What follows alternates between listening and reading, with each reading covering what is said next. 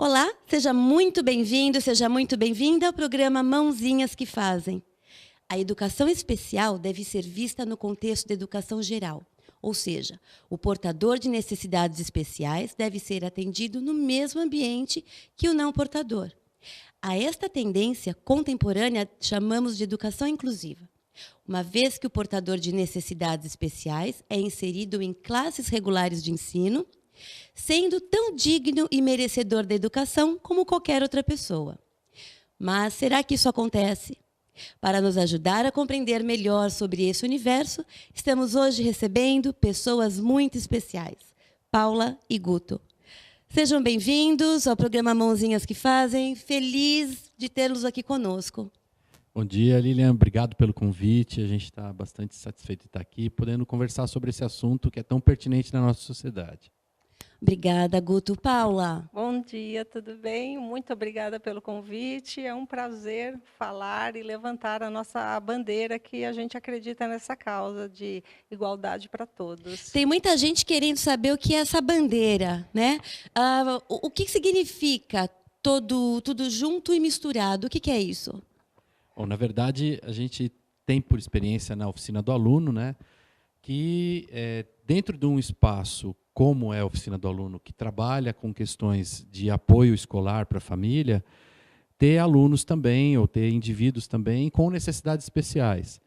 E, ao longo do tempo, a gente foi percebendo que o convívio desses alunos traz benefícios tanto para os alunos com necessidades especiais, como os alunos que não têm tantas necessidades especiais assim. Mas essas crianças, adolescentes, adultos, vocês, a partir da oficina, vocês têm todos eles juntos, né? Todos junto e misturado. Mas o olhar externo, antes de vocês trabalharem isso dentro da oficina, como é que surgiu? Como é que foi esse despertar aí? Poxa, por que não, né? Juntar o que está acontecendo na sociedade, o que estava acontecendo na sociedade, porque a oficina já existia há 20 anos, é isso? Desde 1990. Exato. Que olhar era esse, Paula? Há aproximadamente uns 10 anos, uma psicóloga me procurou pedindo ajuda para uma paciente que ela tinha, que estava já há alguns anos fora da vida escolar, fora da integração escolar e social, e me fez esse desafio. Paula, você não podia acolher essa menina, que na época a menina tinha 25 anos. Você não podia acolher esta menina e, sei lá, proporcionar uma vida escolar, ver qual o desenvolvimento, até onde ela poderia ir? Foi meio que assustador na época, até porque esse não era o foco do trabalho da oficina do aluno. Mas, em seguida, por coincidência, 2 ou 3 semanas depois, me veio um outro pedido de uma outra psicóloga de um menino com Down. Dessa vez, um garoto com síndrome de Down, que aos 14 anos estava sendo convidado para sair da escola onde ele frequentava. Isso há quanto tempo atrás? Isso há uns 10 anos atrás. Ele estava sendo convidado muito delicadamente por todos. A família até compreendia que realmente a escola não estava mais preparada para dar continuidade ao trabalho com esse aluno. Enfim, aí veio realmente aquela preocupação. Bom, primeiro eu tinha uma menina que estava sem escola há mais ou menos 15 anos, mas aí eu tinha um menino que ia ficar sem escola. Então, acho que o fato do menino ficar sem escola me chamou muito mais a atenção e me chocou, porque eu não entendia que essa realidade existia, que uma criança podia ficar sem escola. Há muitas, né? Crianças que estão sem escola, e os pais continuam, né, em filas esperando por uma vaga, né? Sim. Sim. Esses 2 alunos que a Paula falou, eles se agregaram a um grupo que tinha na oficina, que era um grupo de acompanhamento escolar, que é um dos serviços que a oficina presta.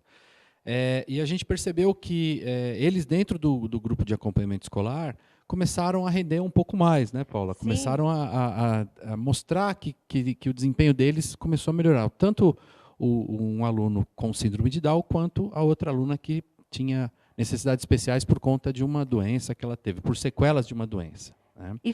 Desculpa, e foi muito curioso, porque os outros alunos receberam e compartilharam essa missão comigo e com a minha equipe da melhor forma possível. Então, para os outros era tão natural ter o colega, o amigo com síndrome de Down, ter essa outra amiga com uma outra necessidade especial. E com o passar dos meses, ali foi muito rápido o processo, a notícia se espalhou muito rápido na região, logo vieram outros alunos, encaminhados por escolas mesmo, e ao ponto da convivência ser tão harmoniosa, tão rica para ambas as partes, de um momento um aluno falar: mas meu amigo não tem síndrome de Down. Como assim meu amigo tem síndrome de Down? Não, eu jogo bola com ele está na minha sala, ele não tem síndrome de Down. Então, era uma coisa muito natural. Exato. O que eu observo muito em pesquisas e até no cotidiano, né? As pessoas, os pais, a sociedade comenta muito sobre essa questão de inclusão. Como é que os outros, né, recebem essas crianças especiais? Na verdade, toda criança é especial, toda criança tem sua particularidade. Então, eu entendo que todas elas são especiais, né?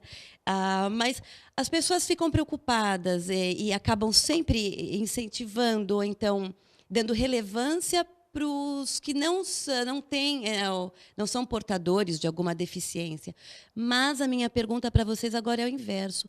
Como é que essas crianças elas receberam essas outras crianças que não têm nenhuma situação aí particular? Como é que foi? Como é que é o contrário, né? Até no dia a dia hoje, ou logo na experiência 10 anos atrás? Como é que foi? É claro que existe uma conversa, existe uma situação de fazer com que a criança entenda que o outro é um pouco diferente dela. Mas, a partir do momento que ela consegue entender isso, o próprio convívio vai eliminando essas barreiras. E aí você vê, né, no espaço do lanche, por exemplo, onde estão todos juntos, né, a gente tem os grupos lá, as aulas particulares, o grupo de acompanhamento, a aula de reforço escolar, o grupo expert, que é o grupo desses alunos que necessitam dessa atenção especial, vamos colocar dessa forma. É justamente isso, Guto, que eu digo. A criança que não é especial, não tem síndrome de Down, por exemplo, a gente fica preocupado. Ai, meu filho aceitou, não aceitou. Mas a pergunta é, e a criança que é portadora? Como ela que aceita? Sim. Sensacional. Perfeito, assim, para ela, surpreendente, né? É maravilhoso. Eles sentem que estão a pergunta ao inverso, né, que eu fiz para vocês. Eles sentem que estão sendo respeitados, que estão sendo acolhidos. Num primeiro momento, não é assim. Eles chegam meio ressabiados, assustados, até porque eles vêm de uma frustração. Mas, Paula, existe essa frustração? Existe. Infelizmente, as crianças têm essa frustração? Existe, Eu faço festas infantis e eu faço festas com, todo tipo de criança. E eu, assim, desde do approach com elas, gente, é tudo tão natural, é tudo tão tranquilo. Então, de repente, né, eu não estou tendo esse olhar aí de chegar numa boa e achar que não existe esse outro lado, porque para mim são simplesmente todas iguais, né? Não tem mudança, não tem que normalmente diferença alguma. Eles chegam para nós com histórias de que estavam numa escola, tinham os seus amigos na escola e tiveram que sair ou trocar de escola. Enfim, cada família trata esse caso de uma forma muito particular. Mas eles chegam, então, com os que já estavam numa escola, numa situação de vida escolar e com amigos, eles chegam mais ressabiados. Por que eu não posso mais continuar na minha outra escola? Então, durante algum tempo, eles ainda falam, mas eu queria voltar para a minha outra escola. Mas isso é uma coisa que passa muito rápido, porque eles se sentem muito acolhidos, respeitados, tratados de forma igual, não existe diferença alguma. Isso eles acham o máximo. A partir desse momento, e que é rápido na nossa casa, a partir deste momento, quem ganha são os outros. Quem começa a ganhar com o convívio somos nós, são os outros alunos que, assim, quem é especial, nós ou eles? Eu sempre me pergunto isso. Essa fase de adaptação acaba sendo muito rápida. Eu acho que para eles é novo, como para qualquer um, né? Você está num ambiente, aí você vai para um outro, e na verdade a gente procura tratar isso de uma forma muito natural, e eles percebem isso. né? Quando eles começam a perceber que o acolhimento é igual, que eles podem ter uma nova amizade, as coisas vão se ajustando, vão se acertando. Guto, existe um trabalho em paralelo com os pais? Porque a criança está com vocês, então, né, os pais devem ir embora, acho que não permanecem. Sim, Mas eles não ficam querendo, aquele desejo de ser uma mosquinha para ver o que está acontecendo dentro? Na verdade, Lilian, eu acho que o grande trabalho realmente tem que começar na família, né? Eu acho que o maior trabalho mesmo é na família. Da família entender o que é que ela precisa, o que a família precisa, o que o seu filho precisa. Então, na verdade, existe um trabalho de conversa, de adaptação com a família nesse sentido, e que a gente procura, através de muito atendimento, de muita conversa, de muito bate-papo, mostrar para eles que a criança vai se adaptar, com certeza. Ela tem a singeleza de se adaptar num ambiente novo. Mas você tocou num ponto importante, ou seja, a família precisa também de um acolhimento muito forte, né? Porque tanto a criança quanto a família, eles se frustram ao longo do caminho por uma série de questões, que eu não sei se é o momento de tocar aqui, talvez seja um papo para uma outra hora. Quando a gente fala em escolas, essas crianças vêm de escolas curriculares normais. E aí tem um certo momento que a escola não dá conta, né? Não consegue dar conta, e existe uma frustração no atendimento. Então, quando você recebe uma criança frustrada, você recebe uma família frustrada, por uma série de situações que envolvem questões muito Histórias complicadas. Sofridas, né? Chegam, histórias sofridas. Os pais começam a se sentir mais confortáveis quando eles veem o filho, quando eles pegam o filho na saída e veem aquele sorriso gostoso, veem o filho contando, querendo voltar, falando dos novos amigos. A nossa casa sempre está aberta, você não precisa marcar uma reunião com um professor ou com alguém para ver como que as coisas estão indo. Então, você pode entrar. Isso dá confiança e credibilidade para os pais. O pessoal de casa certamente deve estar se perguntando, mas o que é tudo isso? Então, eu vou chamar o break e no próximo bloco a gente vai falar sobre o Grupo Oficina, vamos falar sobre o Expert também e os outros projetos. E, claro, explicar um pouco para o pessoal de casa o período que as crianças ficam, se é de segunda a sexta, como isso funciona. Também estou curiosa.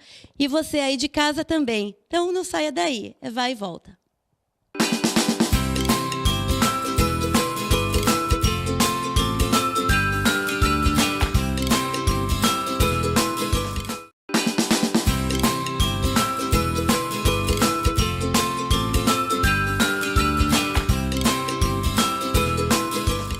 Programa Mãozinhas que Fazem está de volta e no bate-papo de hoje estamos conversando com o Guto e a Paula do Oficina do Aluno.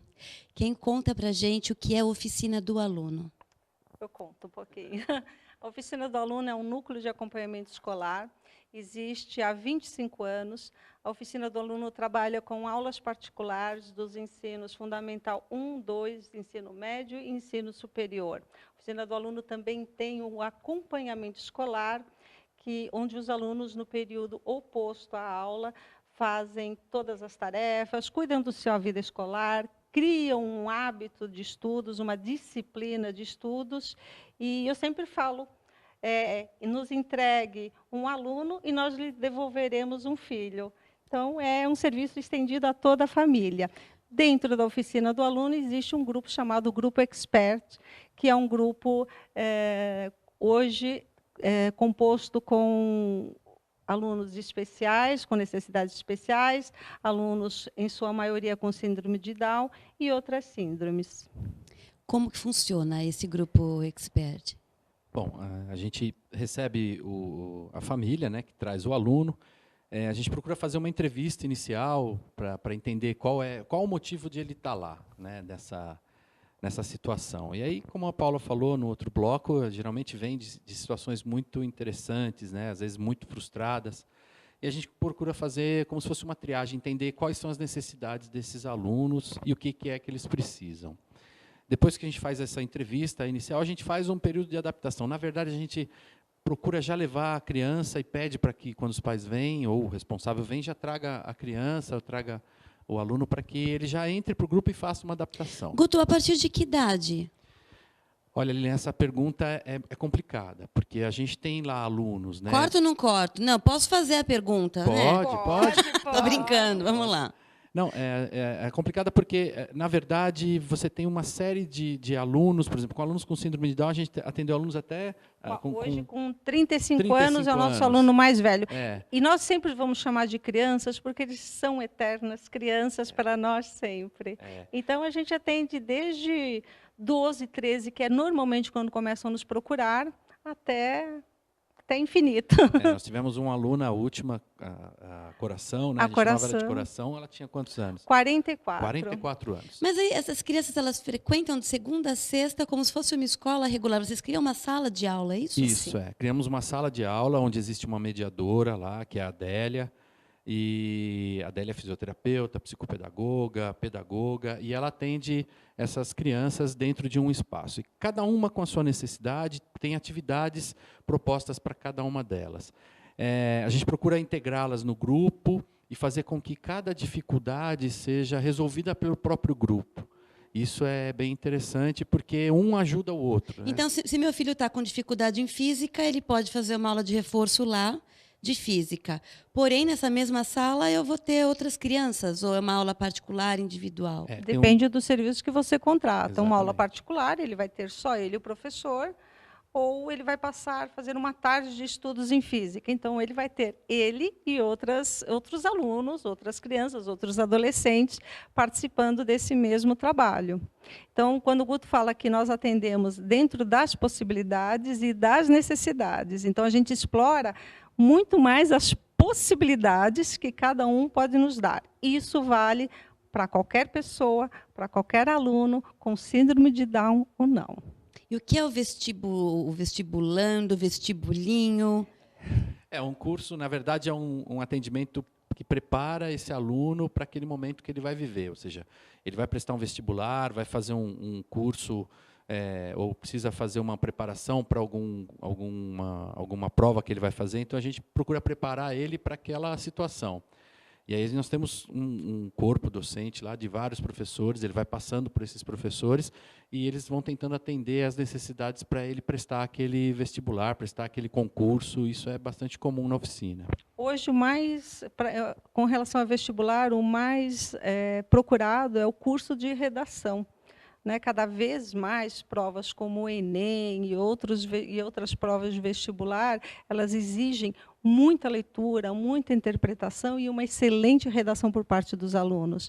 Aliás, leitura essa que cada vez está ficando mais escassa em nossa sociedade, então todo mundo tem que incentivar seus filhos a lerem muito, a escreverem, a se expressarem de forma escrita, de forma oral. Isso vale para que eles tenham muito sucesso nos vestibulares que eles irão prestar. Para a vida toda, né, na verdade, não tenha dúvida. Existe uma demanda de redação muito importante dentro das empresas, ou seja, você vai trabalhar numa empresa, às vezes você precisa, para entrar, fazer uma redação, ou dentro do teu ambiente corporativo, você precisa desenvolver essa situação de redação, de escrever um e-mail. A gente tem uma aula voltada para isso também. Ótimo. A leitura, ela contribui, nossa, demais, né, para a formação, desde caráter de um cidadão crítico, né, pensador. Imagina, é fantástico. Eu leio bastante, adoro contar histórias também. E minha filha está nesse caminho. É claro que a gente fica sempre se perguntando, quando crescer, né, como é que vai ser? Vai continuar? Porque é meio que natural, eles perdem o interesse.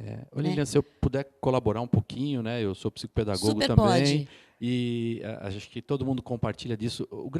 A grande questão é você tentar fazer a criança ter alguma situação de uma hora para outra. Não adianta, né? Ou seja, se você fizer desde pequeno um pouquinho, né, uma folha de revista por dia, pode ser gibi, pode ser revista, pode ser jornal, uma folha por dia, né? Eu brinco com meu filho isso, o Matheus.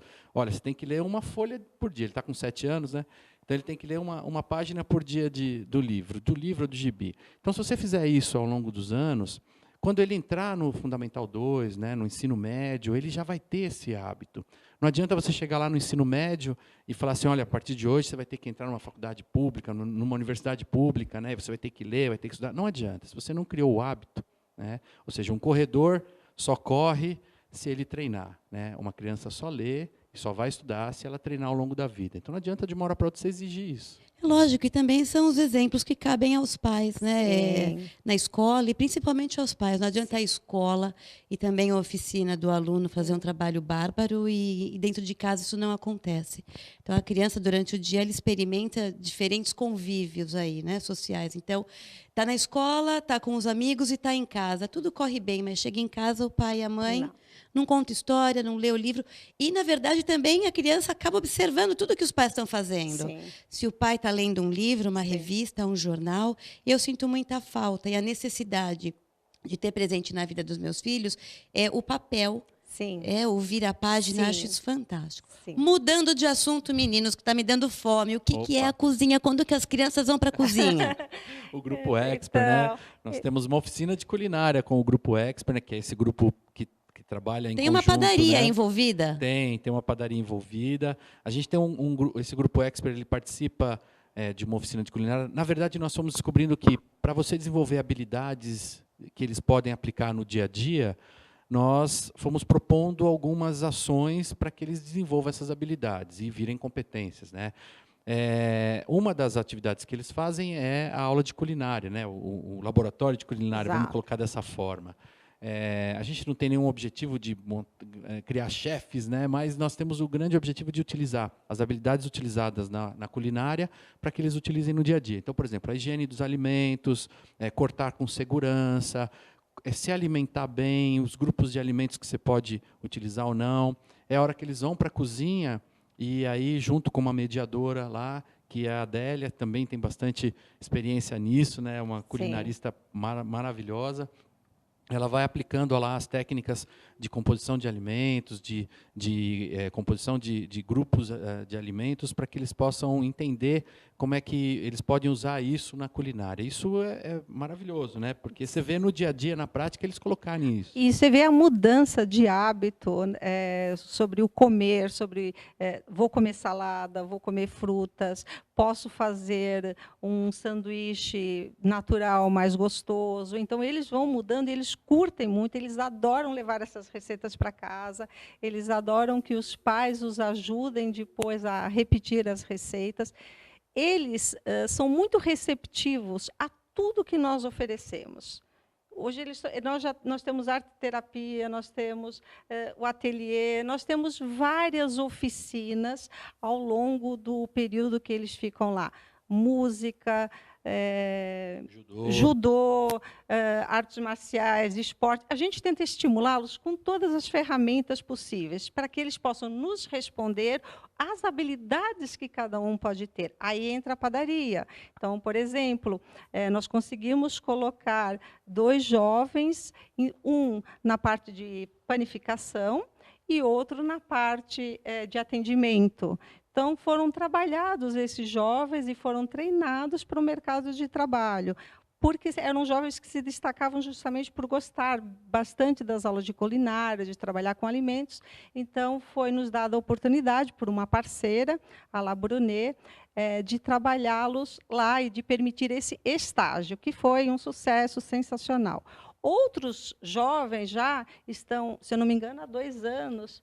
Mais ou menos 2 anos, já estão no mercado de trabalho. Estão no mercado de trabalho. 2 alunos que nós tivemos com síndrome de Down, e eles também se destacavam bastante nessas aulas e acabaram sendo absorvidos pelo mercado de trabalho e estão aí trabalhando. Um orgulho para a gente. Eles mandar um beijo para o Júlio e para o Gui. Tira o chapéu, parabéns. É claro que não é um trabalho, né, que nasce do dia para a noite, é o passo de formiguinha, a gente está sempre aprendendo dia após dia, e é como vocês falaram, né? Quem acaba ganhando somos nós. Né? As pessoas que quiserem encontrar vocês, conhecer o trabalho de vocês e levar os filhos também até a oficina do aluno, como que faz? Olha, as pessoas que quiserem nos conhecer podem acessar nosso site oficinadoaluno.com.br, pegar nosso endereço, ir realmente nos conhecer. Nós precisamos muito da ajuda de todos vocês, da parceria de todos vocês. Não é fácil carregar esse projeto, então você que quer nos ajudar, colaborar, enfim, sinta-se à vontade para nos conhecer, para nos visitar. Também até através do telefone 2971-1441, 11, né, no início, e através de nossa fanpage. Facebook, né, / Oficina do Aluno OA. A gente tem uma fanpage lá com tudo isso que a gente conversou, está tudo ilustrado lá com fotos, com vídeo. A gente tem bastante portfólio lá para todo mundo conhecer a oficina. E está feito o convite aqui para você também, Lilian, ir lá um dia e conhecer a gente. Vou visitar, certamente. Legal. Meninos, nossa gratidão por tê-los aqui, pela contribuição que torna o nosso programa cada vez mais enriquecedor. Obrigada. Na semana que vem, Mãozinhas que Fazem volta. Aproveite e visite nosso site www.mãozinhasquefazem.com.br. Quer contribuir com dúvidas, sugestões, pautas? Escreva também contato@mãozinhasquefazem.com.br. Um grande beijo, até semana que vem. Tchau, tchau.